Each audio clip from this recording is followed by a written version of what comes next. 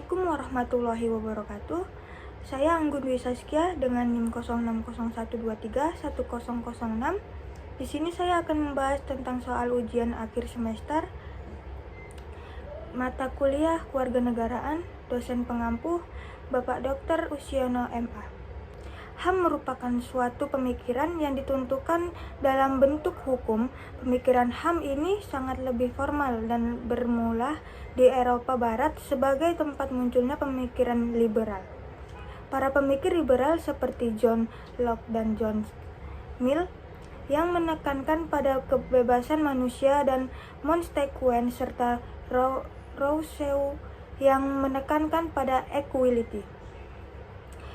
Menghendaki perlunya pembahasan peran negara atau pemerintah. Menurut pemikiran liberal, negara hanya berperan semata-mata sebagai alat untuk melindungi, menjamin unsur kehidupan, kesejahteraan, dan kebebasan. Bahkan lebih ekstrim dapat dikatakan peran negara hanya peronda malam. Pemikiran liberal yang menekankan pada kebebasan pada dasarnya menjunjung tinggi kependidikan individu. Hal mana berbeda dengan pemikiran aliran kiri yang menitik beberapa pada golongan. Berlainan halnya dengan konsepsi liberal dan aliran kiri. Konsepsi HAM menurut versi Indonesia adalah HAM menurut susunan masyarakat Indonesia. Dapat dikatakan pula konsepsi HAM di Indonesia mentitik beratkan pada keseimbangan antar hak asasi dengan kewajiban asasi.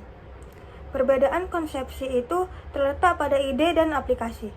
HAM meskipun demikian secara substansial, HAM merupakan suatu konsep universal yang di dalamnya terdapat aspek-aspek kemanusiaan sebagai dasar yang tidak boleh dilanggar oleh setiap dan dalam kondisi apapun.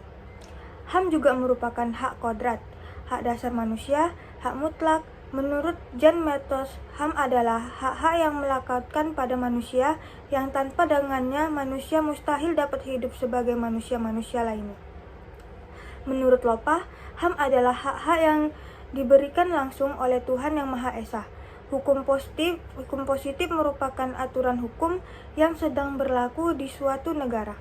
Hukum positif ini di suatu negara tidaklah sama dengan hukum positif yang berlaku di negara lain.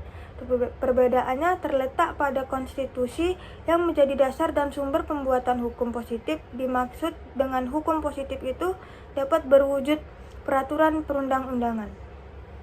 Di Indonesia, konstitusi dimaksud telah mengalami beberapa kali penggantian.